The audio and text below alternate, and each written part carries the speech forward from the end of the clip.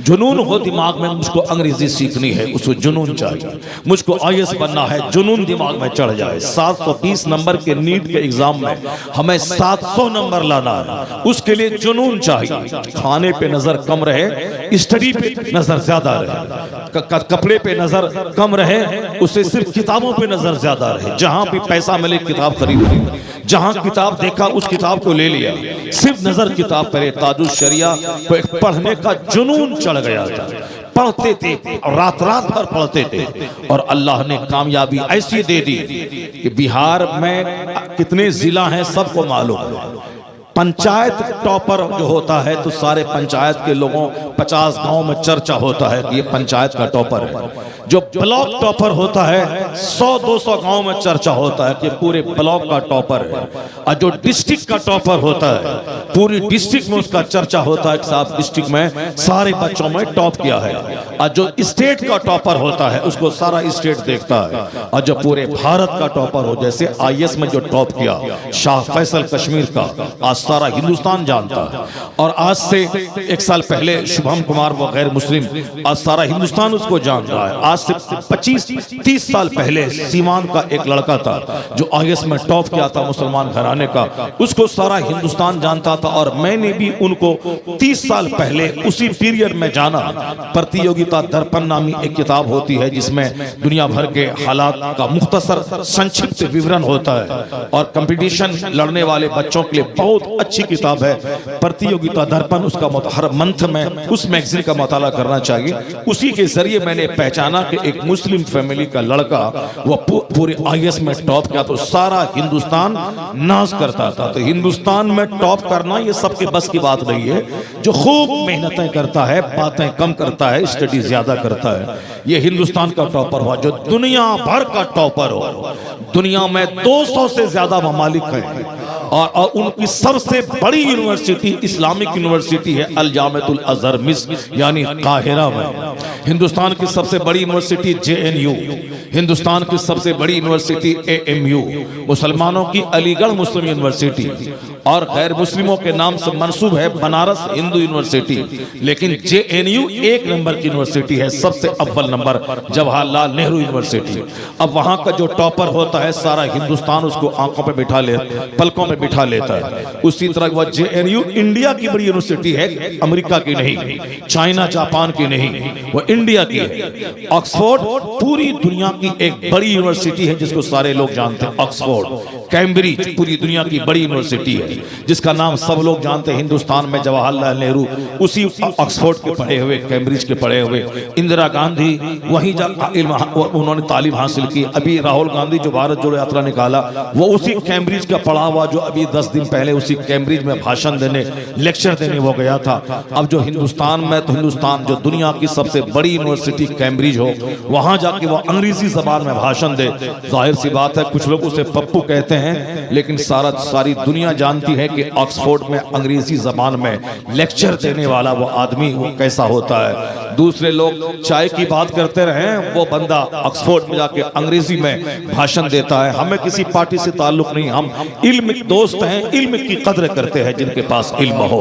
जिस तरह ऑक्सफोर्ड और कैम्ब्रिज असरी उलूम कंटेम्परेरी नॉलेज की सबसे बड़ी दरसगाह दुनिया की है, उसी तरह अल जामिअतुल अज़हर मिस्र काहिरा यूनिवर्सिटी वह दुनिया की सबसे बड़ी इस्लामी यूनिवर्सिटी है, सबसे बड़ी।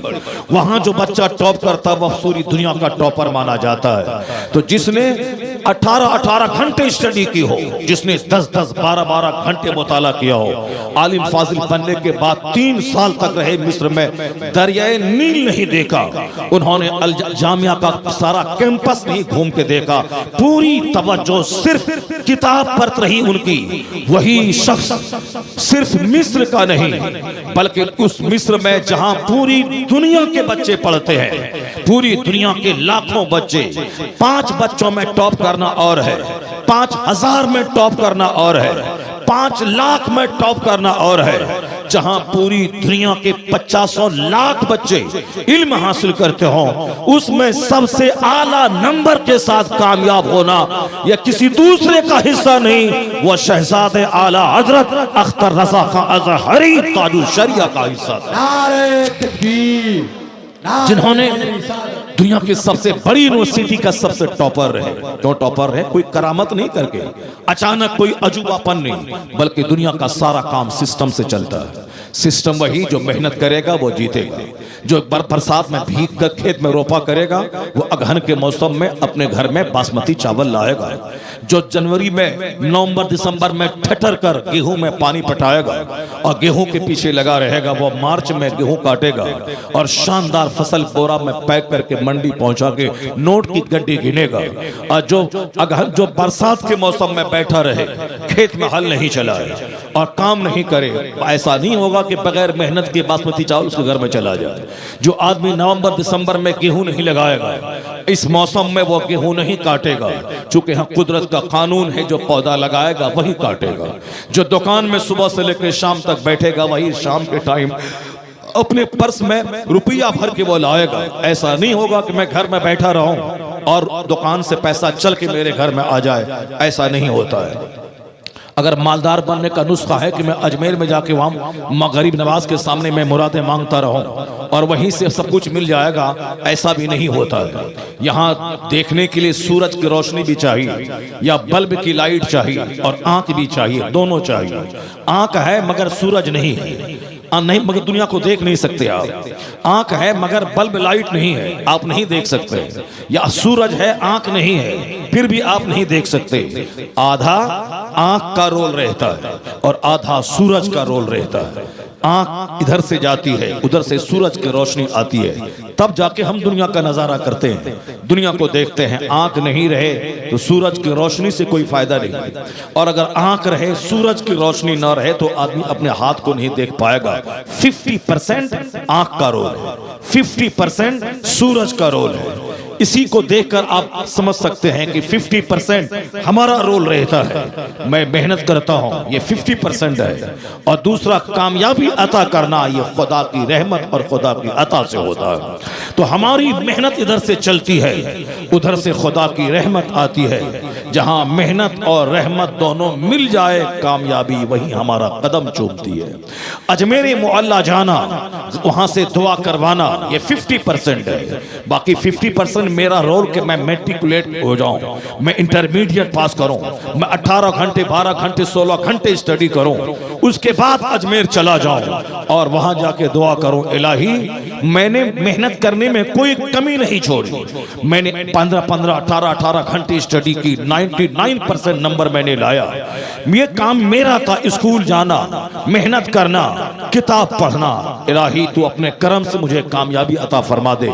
गरीब नवाज की तुरबत पुरूर का वास्ता है, जहां अल्लाह वाले आराम करते हैं वह जगह मकाम में मुस्तजाब हो जाती है। जहां अल्लाह वाले का कपड़ा हो, जिस कपड़े को पहन के हजार हजार रकत वो नमाज़े नफल पढ़ा है, वो कपड़ा उसके बदन का बाबरकत हो जाता है, जिनके वसीले से दुआएं कबूल होती है।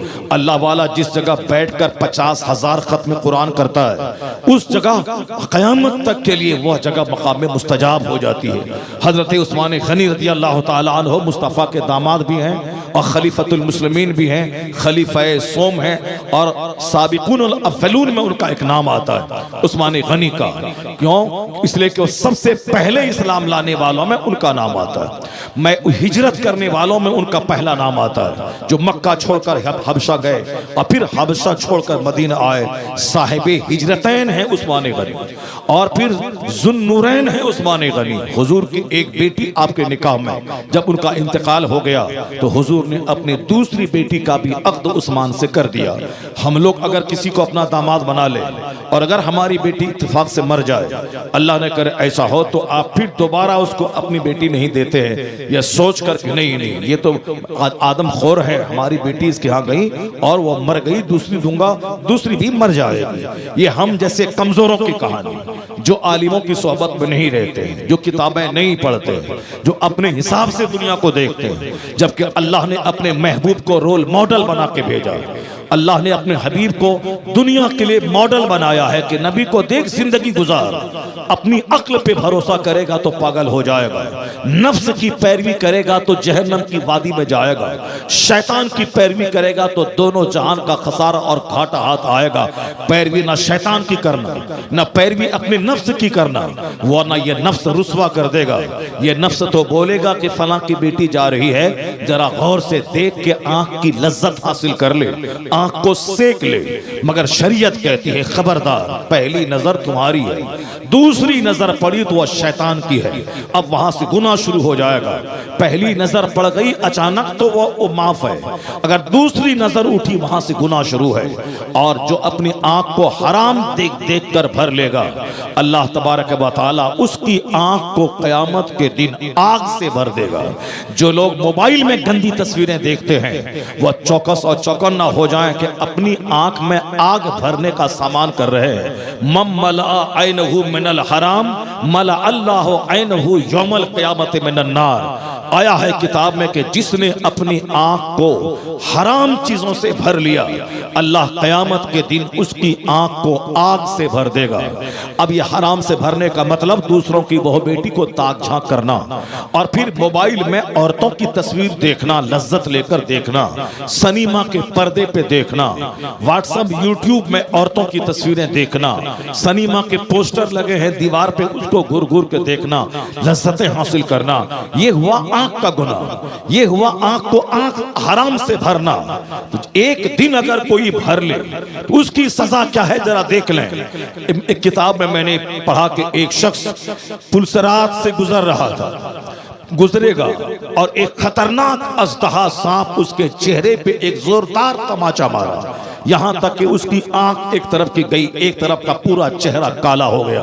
वो जन्नती है, वो शख्स नमाज रोजे का पाबंद है, मगर उसके बाद जब वह जन्नत में दाखिल हुआ तो जन्नतियों ने देखा कि एक आंख इधर की काली है, एक तरफ का चेहरा काला है। वह सांप ने पुलसरात पे उसे मारते हुए कहा था कि एक दिन तुमने एक खूबसूरत नाबालिग लड़के को तुमने गौर से देखा था, एक नजर तुमने देखा था, उसी की यह सजा है। अगर दोबारा तुम देख लेते तो तुम्हारा दूसरी तरफ का चेहरा भी मैं काला कर देता, लेकिन तुमने एक बार उसे गौर से देखा था, ये उसी की सजा है कि सांप का एक जोरदार तमाचा एक तरफ के चेहरे को गला दिया। सजा मिल गई। चूंकि मुत्तकी था, परहेजगार था, नेक था, तिलावत कुरान का पाबंद था और बहुत नेक था, नमाज कभी नहीं छोड़ता था, इसलिए वो जन्नत तो चला गया, मगर एक दिन निगाह बहकी थी, उसकी वो सजा थी। और जो रोजाना 50 घंटे नहीं, 50 बार नहीं, रोजाना 4-4, 5-5 घंटे मोबाइल में गंदी तस्वीरें देखता हो, दूसरों की तस्वीरें देखता, ये बता दे कि वो कितने तमाचा खाने के काबिल है, कितना चेहरा उनके पास है। एक तमाचा इधर सांप मारेगा तो इधर का चेहरा गल जाएगा, दूसरा तमाचा इधर का गल जाएगा। ये तो 2 बार देखने की सजा है। और जो दिन में 10-10 बार देखता हो, चौक चौराहे पे दुकान पे खड़े होकर चाय की चुस्कियां लेकर आने जाने वाली औरतों को देखने के प्लान से ही वो घर से सज धज कर 4 बजे निकलकर चौक पे खड़ा रहता हो, ताकि निगाहों को सेकें 1 घंटा, फिर वापस घर चले जाएं शाम में, और फिर घर में बैठकर दरवाजा बंद करके मोबाइल में गंदी तस्वीरें देखें और रात भर देखें। औरतें अलग अगर मर्द को देख रही हैं वो भी तैयार रहें। जिस तरह मर्दों का अजनबी औरतों का देखना गुनाह है, आंख को आंख से भरा जाएगा, उसी तरह औरतों का भी अजनबी मर्दों का देखना गुनाह है, उनकी आंखों को भी आग से भर दिया जाएगा। जिसने अपनी आंख को हराम से भर लिया, अल्लाह क़यामत के दिन उसकी आंख को आग से भर देगा। ये जुर्म आज की तारीख में इतना ज्यादा हो गया है, मैं 2 घंटे तक लगातार इसी पे गुफ्तगू करता रहूं, फिर भी हम इस बुराई की कंप्लीट मसम्मत नहीं कर सकते। 90% का 100 में 99.9% मैं समझ लूं कि 1000 में कोई होगा जो इस खतरनाक गुनाह से बचता होगा, वरना पूरा आवा का आवा बिगड़ा हुआ है, सारा समाज तबाही की नजर हो गया है। आज से 50 साल पहले लोग जलसे में जाते थे, तकरीर सुनते थे, तो आज 50 साल के बाद भी वह बूढ़ा अगर जिंदा है तो कहता है मैंने हुजूर मुजाहिद मिल्लत को एक जगह देखा था, मुफ्ती आजम हिंद को देखा था, उन्होंने एक बार मैंने मुसाफा की तो चेहरे पे हाथ लगाया, दाढ़ी कहाँ है, कहा कि उसी वक्त मैंने तौबा की और आज मेरी उम्र 80 साल हो रही है। वो कहने वाला बोलता है कि 80 साल हो गए, मगर उस दिन के बाद से मैंने अपनी दाढ़ी में अस्तूरा नहीं लगाया। एक जुमला काफी था उनका, एक बार चेहरा देख लेना काफी था, क्योंकि उस वक्त आंखों में पानी था, हया का पानी था। कि आलिम ने कहा है, बुजुर्ग ने कहा है, नेक लोगों ने कहा है, हमारे पीरो मुर्शिद ने कहा है, तो हया की वजह से उनकी बात को बंदा टालता नहीं था। कह दिया कि हाथ में कड़ा है, पहनना हराम है, फौरी तोड़ के फेंक दिया। क्योंकि मोमिन की सिफत है जब उनको डराया जाए तो वो फौरन सरेंडर कर जाए और डरे, उसका दिल नसीहत कबूल कर ले। नहीं सुना तुमने आका अलैहिस्सलाम ने एक सहाबी से कहा था कि बहुत सारे लोग जहन्नमियों का जेवर अपने हाथ में पहनते हैं, यानी मर्द अगर सोने की अंगूठी पहने तो समझ लें कि वो आग पहने हुआ है। जहन्नम में उसकी उंगली को तपाया जाएगा, जलाया जाएगा जो उंगली में सोने की अंगूठी पहने। सोने की अंगूठी औरत के लिए पहनना जायज है, मर्द के लिए नहीं। औरतें एक नहीं बल्कि 2-3 अंगूठी पहन सकती हैं अगर उसकी ज़कात वो निकालती हैं तब। अगर ज़कात नहीं निकालेंगी तो फिर वही अंगूठी, वही हार, वही नेकलेस उसके लिए आग और नाक की सूरत में क़यामत के दिन बदल जाएगा। कुरान में आया है कि जो अपने माल की ज़कात नहीं निकालते हैं, फबश्शिरहुम बिअज़ाबिन अलीम, उसे दर्दनाक अजाब की बशारत सुनाई।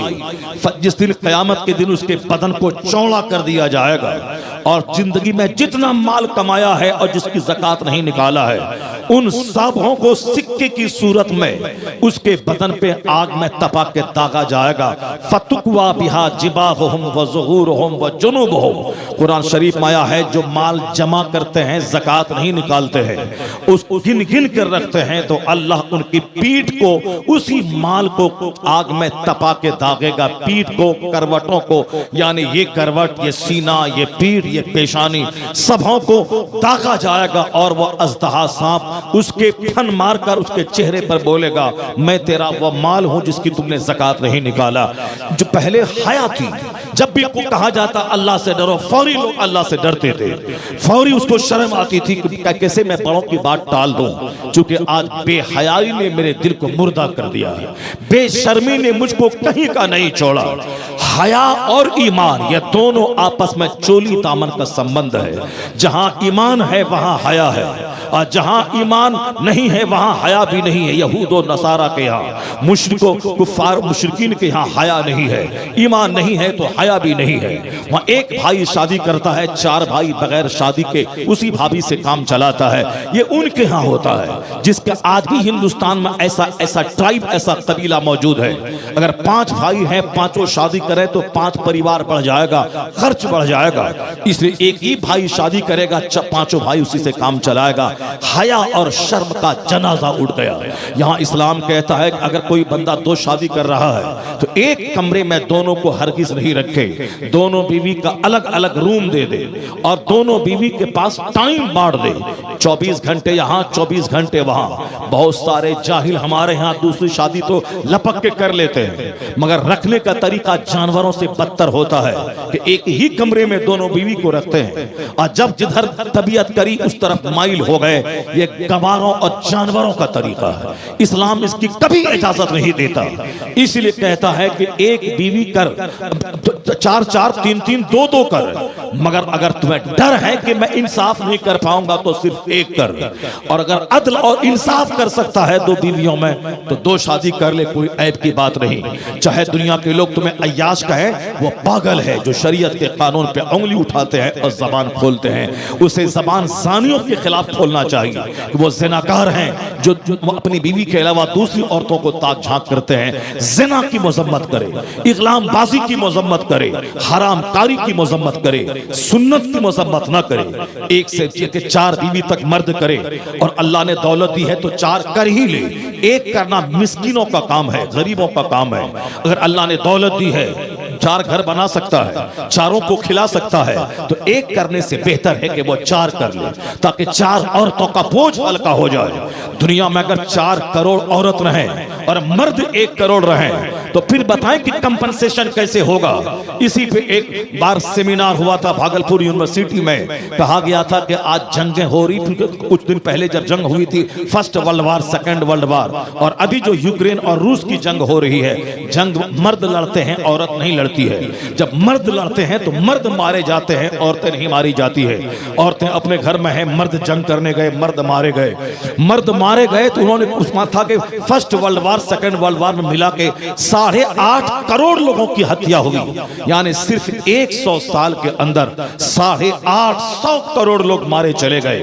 लोगों को परेशानी होने लगी कि 800 करोड़ लोग मारे गए, कैसे होगा। तो ये बता दें कि अगर 800 करोड़ लोग मारे गए तो 800 करोड़ औरतें अगर घर में हैं, ये कंपनसेशन कैसे होगा। इसी पर गाहे बगाहे सेमिनार हुआ। एक गैर मुस्लिम हिंदू स्कॉलर ने कहा था कि अगर इसका कंपनसेशन एक मजहब के कानून में नजर आ रहा है। यानी मर्द अगर 4 करोड़ है, 4 करोड़ है, औरतें अगर 16 करोड़ है, तो कंपनसेशन कैसे होगा। उन्होंने कहा हाँ, एक तरीका है, वो तरीका है मुस्तफा का दिया हुआ कानून। वह कानून निकाह है कि एक मर्द 4 शादी करे। तो अगर 1 करोड़ मर्द है, 4 करोड़ औरतें हैं, तो कोई हिंदू मजहब में इसका समाधान नहीं है, कोई क्रिश्चियनिटी में इसका समाधान नहीं है, कोई जूस में इसका समाधान नहीं है। अगर इस समस्या का समाधान है तो मजहब इस्लाम में समाधान है कि एक मर्द 4 शादी करे तो 4 करोड़ औरतें समा जाएंगी। इस तरह समाज में जलजला और फितना पैदा होने से समाज बच जाएगा। वरना मर्द एक रहे, 4 औरतें रहे तो समाज में ज़िनाकारी फैलेगी, समाज में बदअखलाकी फैलेगी, समाज में क्राइम सर उठाएंगे। तो समाज को क्राइम से बचाने के लिए मुस्तफा का कानून अपने अंदर बेहतरीन सलाहियत रखता है। तो जो कानून 1400 साल पहले अपने दामन में कमाल रखता था, वह इस दौरे साइंस में भी वही कमाल रखता है। इसलिए कि मुस्तफा का कानून अनचेंजेबल है, वह लाजवाब है। हर एतबार, हर जहत, हर एंगल से कमालात और खूबियों का जामे है मुस्तफा का कानून। भले ही मुसलमान नहीं पढ़े, यूनिवर्सिटी में पढ़े लिखे लोग मुताला कर रहे हैं, अमेरिका के प्रेस्टीज यूनिवर्सिटी में लोग मुताला करते हैं। नमाज का दुनियावी फायदा क्या है, नमाज का उखरवी फायदा क्या है, रोजा की सेहतमंद बनाने में कितना इंपॉर्टेंट रोल अदा करता है, और यह ज़कात समाज की गुर्बत दूर करने में कितना रोल अदा करता है। यह हज बैतुल्लाह इंटरनेशनल फ्रेटरनिटी और ब्रदरहुड का एक शानदार एग्जीबिशन में कितना बड़ा रोल रखता है, वो उन सबों को मालूम है जो मुताले का जिगर रखते हैं, जो गहराई में डूबकर इस्लाम के कानून का मुताला करना चाहते हैं। वह जानते हैं भले ही जबान से 2-4 लुच्चे लफंगे इस्लाम के खिलाफ बोल दे, हुजूर को गाली दे दें, सरकार के खिलाफ बोल दें, मगर जहां जहां इल्म की गहराई है वहां वहां सरकारें दो जहां के मानने वालों की तादाद में इजाफा हो रहा है। आप नर्वस क्यों हो रहे हो? तुम अपने मजहब को पढ़ना छोड़ दिया, तुमने काफिरों की तरह शादी बिया, अकीका, खतना, वलीमा करना शुरू किया, तुमने काफिरों की तरह बर्थडे का केक काटना शुरू किया, तुमने काफिरों की तरह एलईडी टीवी में 24 घंटे चिपके रहकर गंदे मनासिर से अपनी आंखों को आलूदा करना शुरू किया। हमने अपनी बेटी की शादी को काफिरों के तर्ज पे उसको फजूल खर्ची का जरिया बना दिया। 25 साल की मेहनत को 25 घंटे में पानी की तरह बहा देना हमने काफिरों से सीख लिया।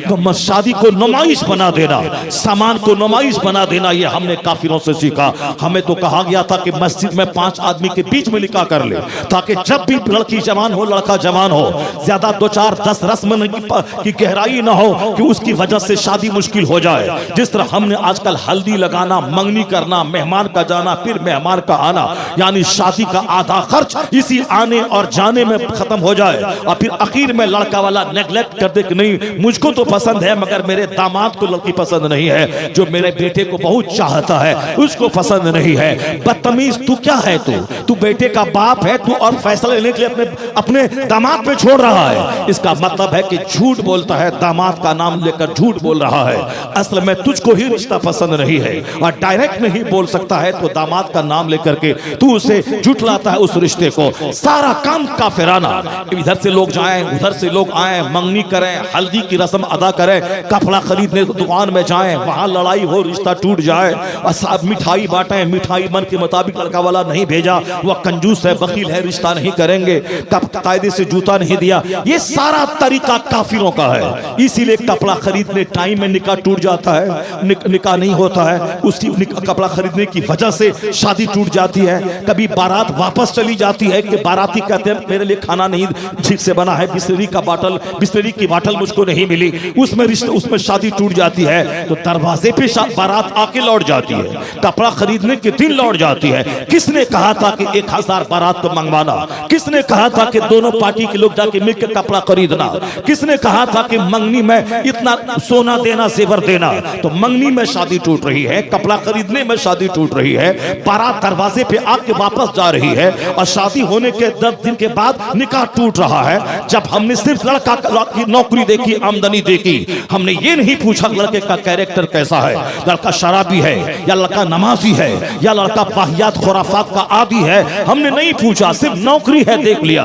और जहां शादी के 4 महीने के बाद पता चला लड़की वापस आ गई, क्यों? लड़का हिजड़ा है, लड़का नामर्द है, लड़का मर्द कहलाने के काबिल नहीं है। नौकरी देखा, लड़की की ताकत नहीं देखी, लड़की की जवानी नहीं देखी, लड़के का बैकग्राउंड नहीं देखा, लड़के का कैरेक्टर क्या वो नहीं देखा। लोग बताते रहे कि लड़के का कैरेक्टर खराब है, लड़का इस्लामबाज है, लड़का तवाइफ के कोठे पे 5 साल से जा रहा है, लड़का मुश्तजनी कर रहा है, हैंड प्रैक्टिस करके मनी गैर फित्री तरीके से निकाल रहा है, वह हिजड़ा नामर्द हो चुका है, उसको क्यों कैसे बेटी दे रहे हैं? मगर ये कहता नहीं कोई जाहिरी पहचान तो नहीं, लड़का नौकरी वाला है, 1 लाख महीना कमा रहा है। सिर्फ नौकरी देखा, बेटी का मुस्तकबिल नहीं देखा, बेटी का मुस्तकबिल नहीं देखा। जो लड़का नमाजी नहीं हो, वजू नहीं करता हो, नमाज नहीं पढ़ता, उसके नामर्द बनने का ज्यादा चांस रहता है। जो पाबंदी के साथ नमाज 5 वक्त पढ़ता हो और हर नमाज से पहले वजू करता हो, अगर बुरी आदत अगर गलती से लग भी गई, नमाज के सदके में उसकी बुरी आदत छूट जाती है। और अगर बुरी आदत अगर गहरा गई तो फिर याद रखें, यही हैंड प्रैक्टिस उसे नामर्द बना देगा। अमेरिका में शादी से पहले डीएनए टेस्ट करवाया जाता है, लड़का मर्द है या नहीं है। चूंकि वहां आमतौर पर सेनाकारी आम है, इसलिए अब वहां जो जिम्मेदार माँ बाप हैं शादी से पहले टेस्ट करवाते हैं कि लड़का मर्द है या नहीं। अब जैसे धीरे धीरे हिंदुस्तान में वही बदअमली शुरू हो गई। ये हिंदुस्तान सेफ था 50 साल पहले, लेकिन अब फैशन की आंधी ऐसी चली कि यहाँ के लड़के भी उसी के दीवाने हो गए। 24 घंटे मुंह में गुटखा रखने से नामर्दी आती है, और फिर जोकरों की तरफ बाल रखने से नामर्दी आती है। हकीमों का कौल आज मैं 30 साल से स्टेज के जरिए मैं शेयर करता हूं कि हकीमों ने कहा है कि जो आदमी दाढ़ी मूंडेगा और 7 नस्ल तक दाढ़ी मूंडता रहेगा, यानी जैसे मैं मूंड रहा हूं, मेरा बेटा मूंड रहा है, मेरा पोता मूंड रहा है, पोते का बेटा मूंड रहा है, इस तरीके से 7 नस्ल तक अगर दाढ़ी लोग मूंडते रहे तो 8वीं नस्ल जो पैदा होगी वह नामर्दों की पैदा होगी। दाढ़ी का बड़ा गहरा रिश्ता होता है कुव्वते मर्दानगी के साथ। जिसको आप मूंड रहे हैं, अपनी आने वाली नस्लों को भी उस मार्ग पे आप चला रहे हैं। आप बोलेंगे ये हिंदू लोग तो बहुत दिनों से मूंड रहे हैं, बहुत दिनों से नहीं मूंड रहे हैं। 100 साल पहले उसके यहाँ भी दाढ़ी रखने का आम चलन था। वो तो जब से बंबई में बॉलीवुड और हॉलीवुड यानी सिनेमा का मसला आया है, जब से पर्दे में नाचने और सेव करके और क्लीन चीट करके क्लीन शेव करके नाचने का मसला आया है, उसके बाद से हिंदुओं में भी इसी तरह का रिवाज फरोग पाया दाढ़ी के मूंडने का। वरना 100 साल पहले वो लोग भी दाढ़ी रखते थे। जिस तरह की उनका आशाराम का दाढ़ी देख ले, वह गुरमीत सिंह जो राम है वो पंजाब का, जो एक औरत के कैंडल में पकड़ा गया उसकी दाढ़ी देख ले। और ये 2-4-10 बाबा जो आते रहते हैं टेलीविजन पे, उसकी दाढ़ी देख ले। ये सारे शंकराचार्य, उसकी दाढ़ी देख ले। ये तो कुछ लोग हैं पंडित जी जो दाढ़ी नहीं रखते। उसी में एक पंडित जी है उत्तर प्रदेश के मुख्यमंत्री, वह दाढ़ी नहीं रखते हैं। वरना उनका हर बाबा मंदिर में रहने वाला वह जट्टाधारी, जट्टा भी रखता है, दाढ़ी भी लंबी रखता है। हिंदुस्तान में सिख बिरादरी को देख ले, उसका खूबसूरत 18 साल का जवान वो भी दाढ़ी रखता है, और 90 साल का बूढ़ा वो भी रखता है। तो दाढ़ी मूंडने का चलन अभी 100 साल से हुआ है। तो अभी 100 साल से हुआ है तो उसका रिजल्ट अब देखने को मिल रहा है। यानी नामर्दों की तादाद बढ़ती जा रही है, हिजड़ों की तादाद बढ़ती चली जा रही है। तो पहले अमेरिका में ये बात सुनी जाती थी, लेकिन आज धीरे धीरे हिंदुस्तान में, मैं एक बार अभी पूना गया था 2 साल पहले, वहां एक शख्स की शादी की बात हो रही थी, और उसने कहा कि क्या करूं, कोई लड़की देने को तैयार नहीं है। एक बार एक लड़की वाला तैयार हुआ भी तो लड़की आई मेरे साथ, और फिर लड़की वालों ने कहा कि एक होटल में एक कमरा लेकर इन दोनों को छोड़ दिया जाए ताकि दोनों एक दूसरे को समझ लें, लड़की भी जान जाए कि ये मर्द है कि नहीं है, और ये भी उसको जान बतला दे कि मैं मर्द हूं या नहीं हूं। यानी बेहयाई की इंतहा हो गई। पहले तो शादी से पहले लड़की का चेहरा चेहरा देखा जाता था, ताकि मर्द देख ले कि लड़की उसकी अपाहिज, लूली, लंगड़ी और नाक और आंख से महरूम नहीं है, बल्कि जिससे वो निकाह करने जा रहा है उसको उसका चेहरा देख ले। इतना तो शरीयत का परमिशन है। इस्लाम कहता है कि लड़का लड़की का इतना ही देख सकता है कि उनका चेहरा देख ले, ताकि उनको लगे कि हमें किसी बीमार, अपाहिज और औरत से निकाह नहीं करवाया जा रहा। इस कदर हद तक ठीक है। लेकिन ये देखने से आगे बढ़कर उसके बाद बात आ गई बात करने की, बात आ गई एक आध घंटा मिल के साथ गुजारने की, और अब बात आ गई है मेडिकल टेस्ट की, कुव्वते मर्दानगी की जांच की, ताकि बंद कमरे में दोनों एक दूसरे को जांच लें, एक दूसरे के काबिल है या नहीं है। पहले सुना करता था कि मर्द रास्ता चलते औरतों का किडनैप करता है और 10 गोंडे मिलके उनके साथ रेप करते हैं और फिर उनको बेइज्जती से बचने के लिए कत्ल कर देते हैं। लेकिन आज गजब की बात यह सुनने को मिल रही है, 2-4 जवान लड़कियां मिलकर एक सिंगल रास्ता चलने वाले नौजवान का किडनैप करती है और उनको अपनी गाड़ी पे बिठा के बंद कमरे ले जाती है। उसको जबरदस्त इंजेक्शन देकर रात भर उनसे मुंह, चारों औरतें बारी बारी से मुंह काला करवाती है, और लड़का अगर अधमरा हो जाए उसकी लाश या तो उस कमरे से बाहर निकलती है या बिल्कुल नीम मुर्दा बन छोड़ करके औरतें फिरार हो जाती हैं। फिर पुलिस वाले या तो उसकी सड़ी हुई लाश लेके जाते हैं या उसे नीम मुर्दा हालत में ले जाके उसके हॉस्पिटल में उसे जेरे इलाज कर देते हैं। आजकल सारा काम उल्टा पुल्टा हो रहा है। जब से हया खत्म, शर्म खत्म। पहले औरतों की हया की वजह से ज़िना के वारदात सुनने को नहीं मिलते थे। एक औरत जवानी में बेवा हो गई, 80 साल में मरी, और 80 साल की पूरी लंबी उम्र उन्होंने आंख और जबान और शर्मगाह की हिफाजत करके गुजार दी। कि सारा समाज 50 साल के बाद आज उसकी मिसाल देता है। औरत हो तो ऐसी जिसका शौहर जवानी में इंतकाल कर गया, मगर समाज ने कहीं भी पांव को 1 इंच फिसलते हुए नहीं देखा। यह शर्म और हया का करिश्मा है। यह शर्म, गैरत और हया की वजह से आदमी गुनाहों से बचता है। गुनाहों से बचने का 2 तरीका है, ये तो अल्लाह का डर हो, अल्लाह का डर हो।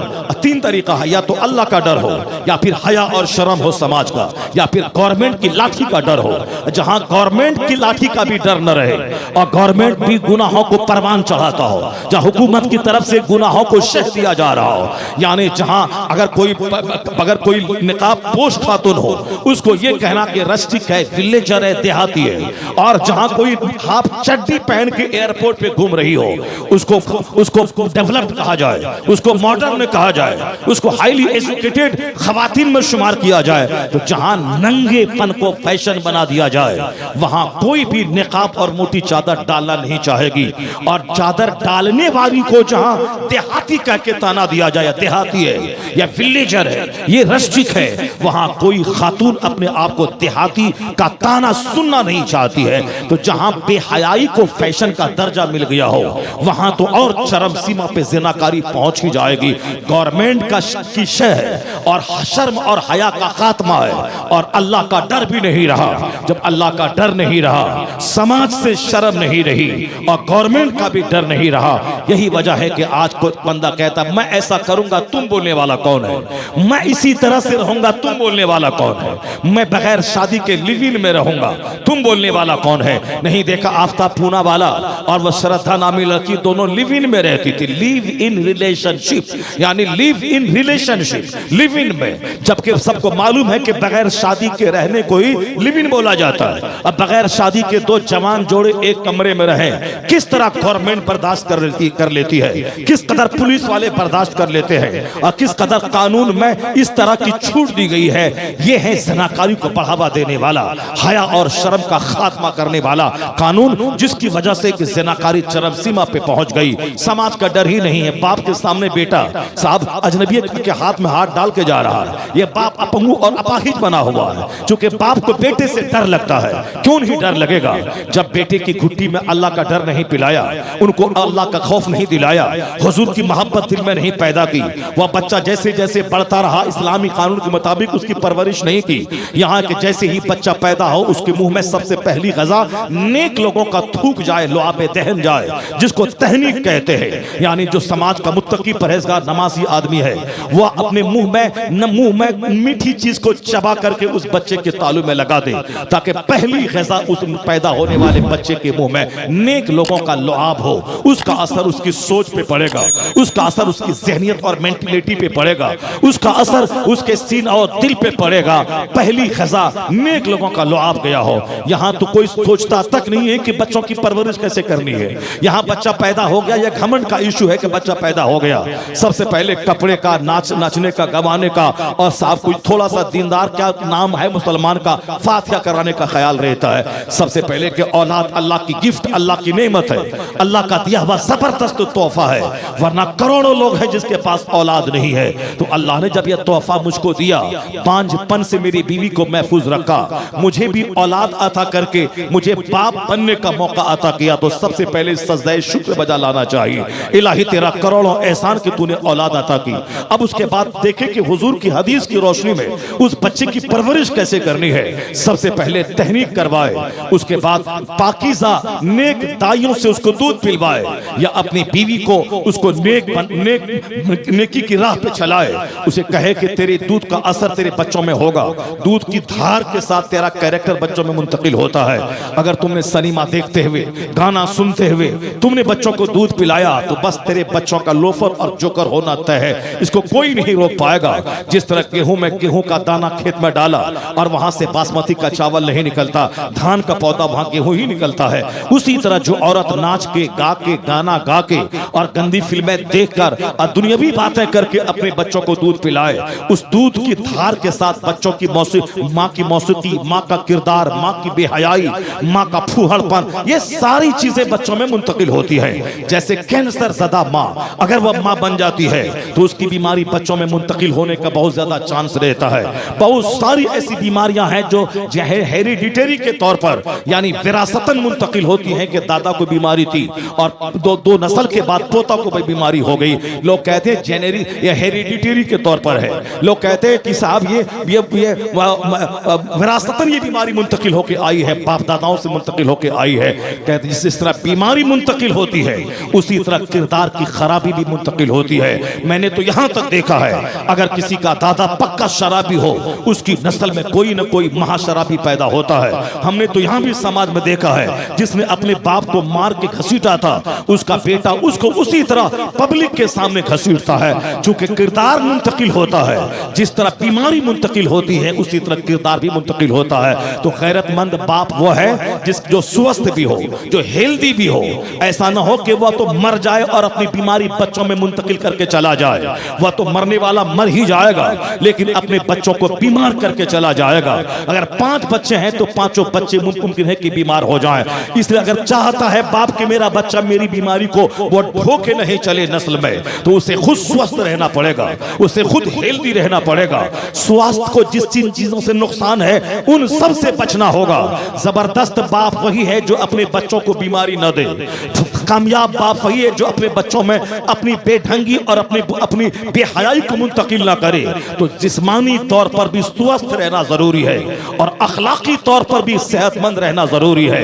तो जिस्मानी तौर पर स्वस्थ रहने का इलाज भी इस्लाम ने दिया है और रूहानी तौर पर हमें अंदर से तंदुरुस्त रहने का इलाज भी मजहब इस्लाम ने हमें दिया है। अगर मैं अपनी बात बोलूं तो आप कहेंगे मौलाना हमें नेक बनाने के लिए वह मिसाल दे के समझा रहे हैं इस ताकि हम नेक बन जाएं, एक बन जाए। जिस तरह बच्चों को अगर आप खेला करके उसको पढ़ाई की तरफ माइल करें तो कुछ बच्चे कहते हैं हाँ मैं समझ रहा हूं, आप मुझे खेल खेल में ही मैथ सिखा रहे हैं। और कुछ बच्चे हैं जिसकी तवज्जो इधर नहीं रही, तो बाप अक्लमंदी और हिकमत के साथ अपने बच्चों को स्कूल की तरफ और मैथ की तरफ और दूसरे कीमती गहरे सब्जेक्ट की तरफ माइल करने में कामयाब हो जाता है।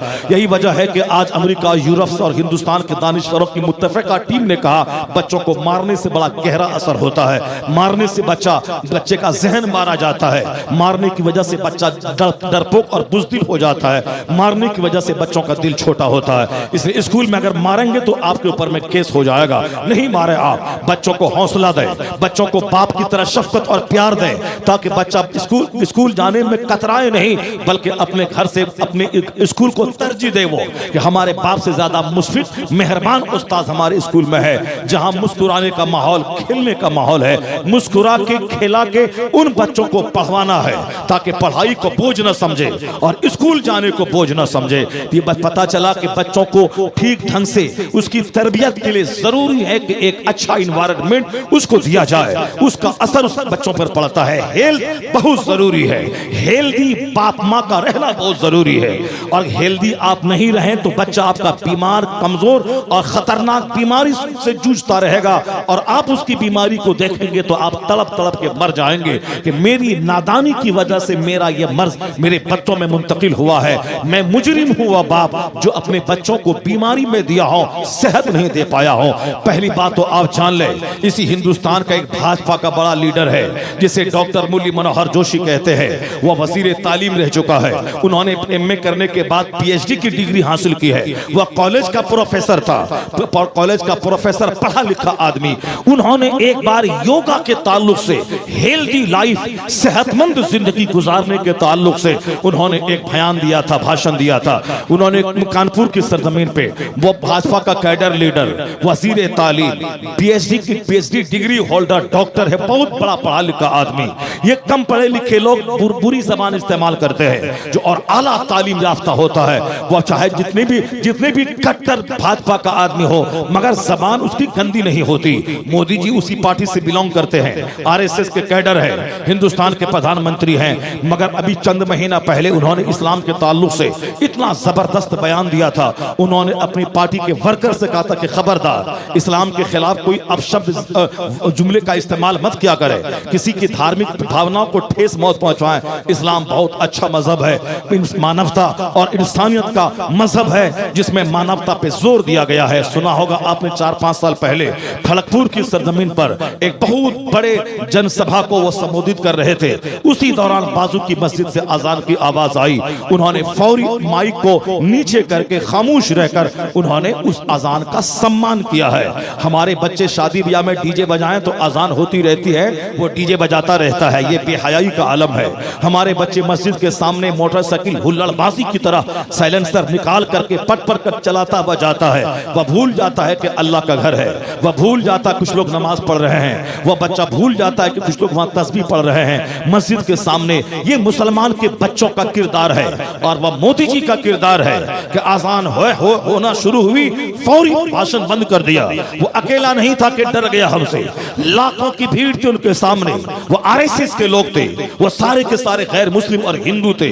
उन लोगों को बुरा भी लगा कि आप हमारे लीडर हैं, उसके बावजूद आप अजान का सम्मान क्यों कर रहे हैं? आपने समूह को मना किया, खामोश रहना है, दूसरे के धर्म की पूजा हो रही है, वो अपनी इबादत कर रहे हैं, तो हमें उनका सम्मान करना चाहिए। बड़े लोग जो होते हैं उनकी जबान अच्छी होती है। ये चंद जलील किस्म के लोग होते हैं, उसकी जबान आवारा होती है। ये कम पढ़े लिखे लोग होते हैं, कुछ पिटा देंगे, भगा देंगे, पाकिस्तान भगा देंगे, अफगानिस्तान भगा देंगे, 2025 तक खाली करवा देंगे, 2030 तक कोई कलमा पढ़ने वाला नहीं रहेगा।